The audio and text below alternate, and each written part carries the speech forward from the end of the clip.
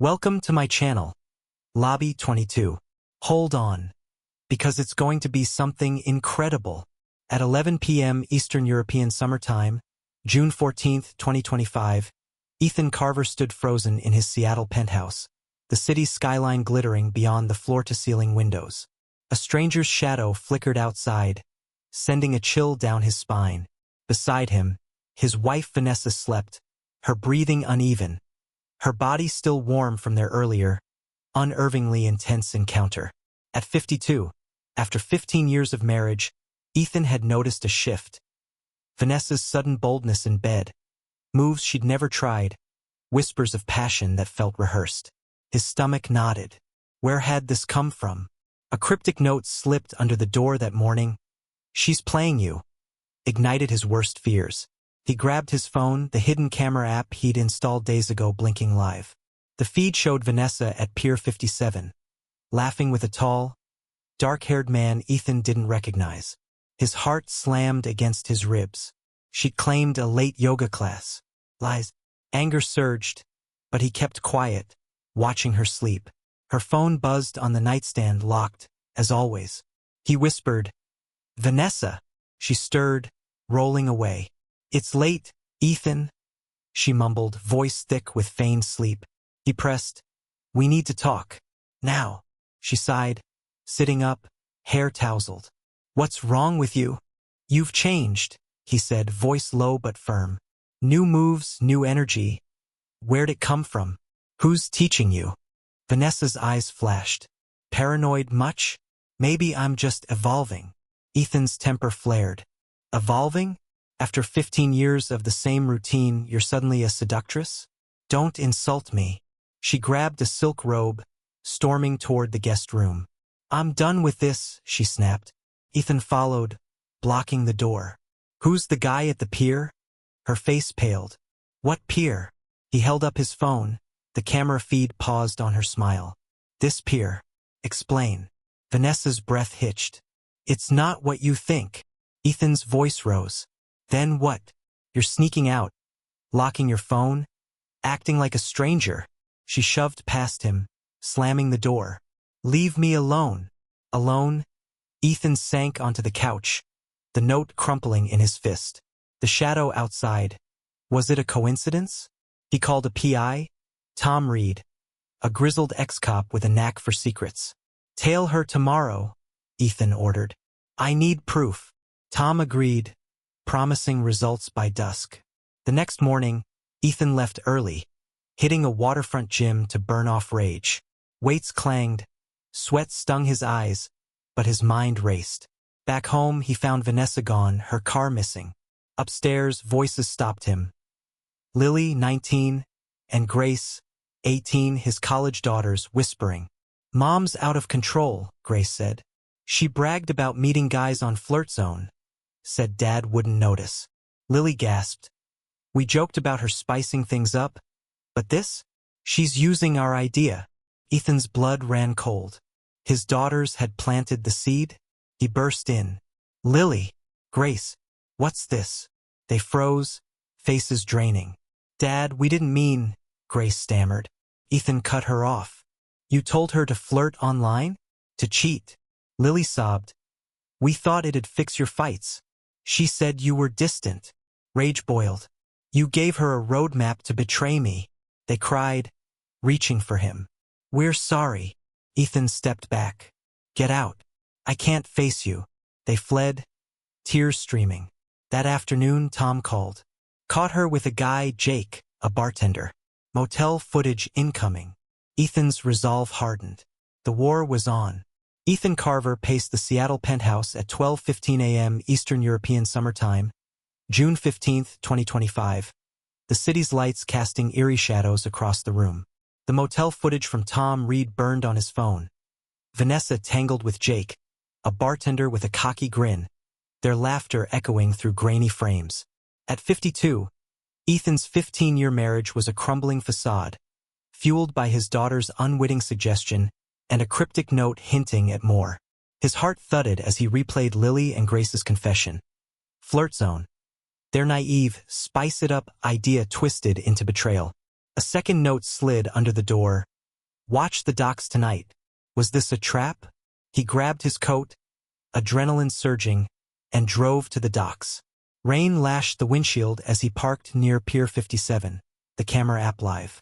Vanessa emerged from a shadowed alley, meeting a new man, tall with a scar on his cheek. Ethan's breath caught.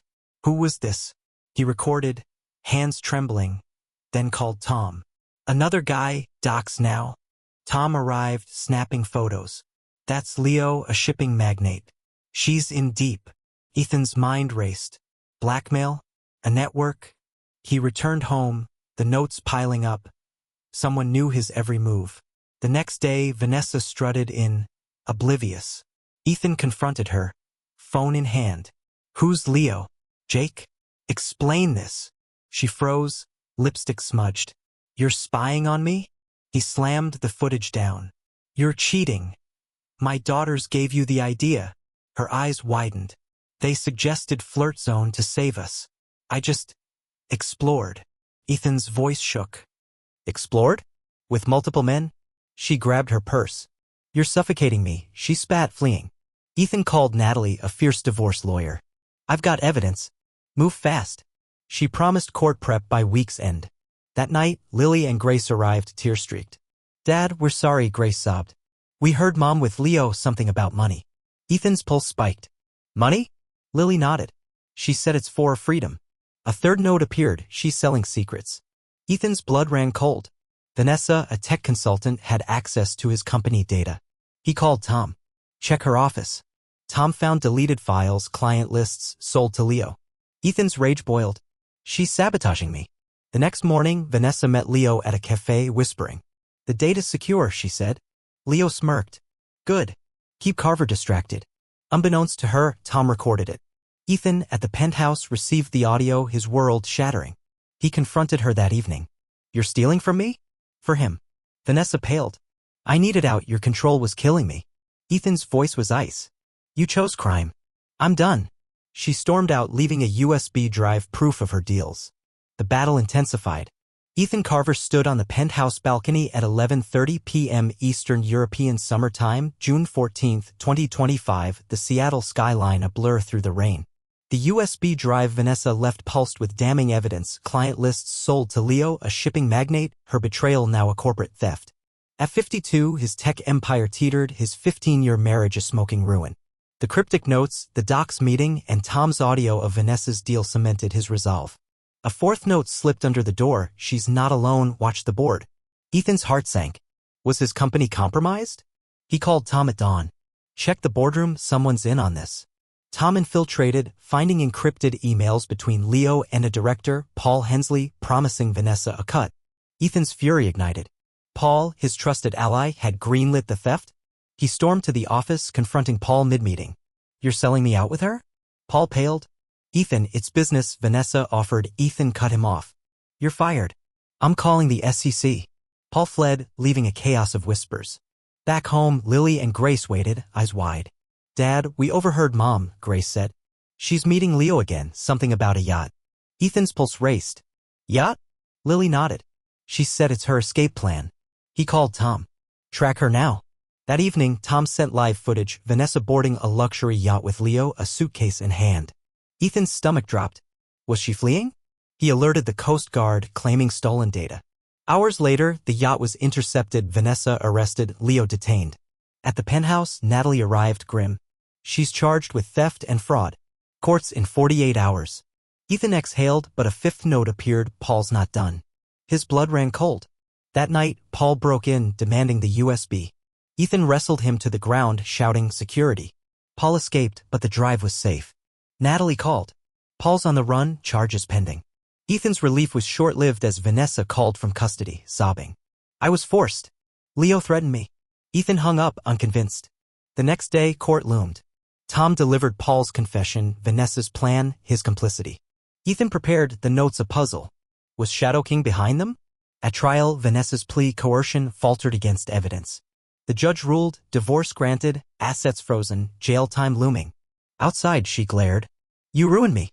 Ethan's voice was steady. You did. A final note arrived, justice served, Shadow King. Ethan smiled faintly. The web was untangled, but scars remained. Ethan Carver stood in the dimly lit Seattle penthouse at 11:30 p.m. Eastern European Summer Time, June 14, 2025, the city's neon glow seeping through the curtains. The courtroom victory still echoed Vanessa's arrest for theft and fraud, Paul's flight, and the cryptic "Justice served" Shadow King note clutched in his hand. At 52, his tech empire stabilized, but the sting of 15 years betrayed lingered. The yacht interception had unraveled Leo's scheme, yet a sixth note slid under the door. The truth hides in her past. Ethan's pulse quickened. What more could there be? He called Tom Reed, voice urgent. Check Vanessa's old files pre-marriage. Something's off. Tom agreed, digging into her past in Portland. Hours later, a call came. Vanessa had a hidden identity, a con artist, Elena Voss, with a record of scams. Ethan's knees buckled. She'd married him for access to his wealth? Tom sent evidence, forged credentials, a prior arrest dodged with a new name. Ethan's rage boiled. Had their love been a lie from the start? He confronted Lily and Grace, who'd returned tearful. Did you know? He demanded. They shook their heads, stunned. The next morning, Vanessa, released on bail, stormed the penthouse. You're destroying me, she cried, eyes wild. Ethan held up the files. Elena Voss? You conned me for 15 years. She paled. I changed. Loved you. He scoffed. Love? You sold my company's soul. She lunged, grabbing the notes. Who's Shadow King? They're framing me. Ethan wrested them back. You framed yourself. She fled, leaving a locket, her mother's, with a hidden compartment holding a key. Ethan's curiosity piqued. A safe deposit box? He called Natalie. New evidence, her real identity. Push for full asset seizure. She nodded. Court reconvenes tomorrow. This could lock her away. That night, Tom traced the key to a Seattle bank. Inside, they found ledgers, Vanessa's scams, including a plot with Paul to drain Ethan's accounts post-divorce. A seventh note appeared. Check the board again. Ethan's blood ran cold. Another traitor? He reviewed meeting logs. Director Sarah Mills had approved suspicious transfers. Fury surged. He called security, suspending her. At court, Vanessa's coercion plea collapsed under Elena Voss's past. Sarah confessed, implicating Leo's network. The judge ruled, divorce final, Vanessa jailed, assets seized, Sarah fined. Outside, Vanessa spat, you'll regret this. Ethan turned away, the locket in his pocket. Tom called. Shadow King's a whistleblower, ex-employee tipped off by Sarah's leaks. Ethan exhaled. The web was nearly clear. At the penthouse, Lily and Grace hugged him. We're here, Dad. He smiled, scars healing, Justice won.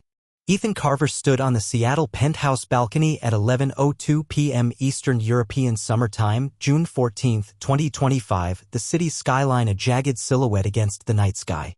The air was crisp, carrying the faint hum of traffic below, a stark contrast to the chaos that had defined his life for months. At 52, his 15-year marriage to Vanessa, revealed as con artist Elena Voss, was officially over, her jail sentence handed down that afternoon. The courtroom had buzzed with the weight of her crimes, theft, fraud, and a web of deceit stretching back decades. Ethan clutched the locket key, its secret ledgers now in police hands, and felt a tentative peace settle over him. Inside, Lily, 19, and Grace, 18, unpacked takeout, their laughter a fragile thread mending their bond.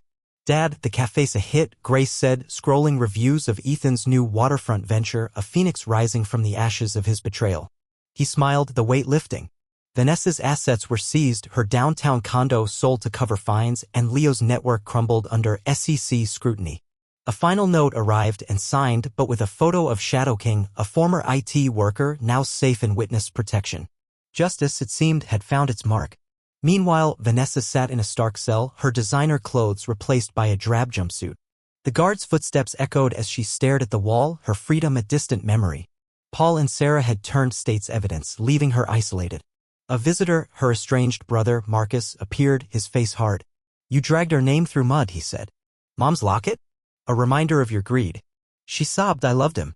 Marcus shook his head. You loved his money. He left, severing their last tie. Her social media, once brimming with #freedom, went silent. Back in Seattle, Ethan's cafe opening drew a crowd, Lily and Grace beaming as they served. A news alert pinged, Vanessa's trial update. 10 years, no parole. Ethan exhaled, the burden lifting. An old friend, Rachel, joined him, her warm smile a new beginning. Proud of you, she said. He nodded, thanks to you all. Lily hugged him. We're family again. Grace added, no more secrets. The lake shimmered, reflecting his redemption. Vanessa's choices had cost her everything: jail, isolation, ruin. Ethan, with love and purpose, had risen, his lawful revenge complete.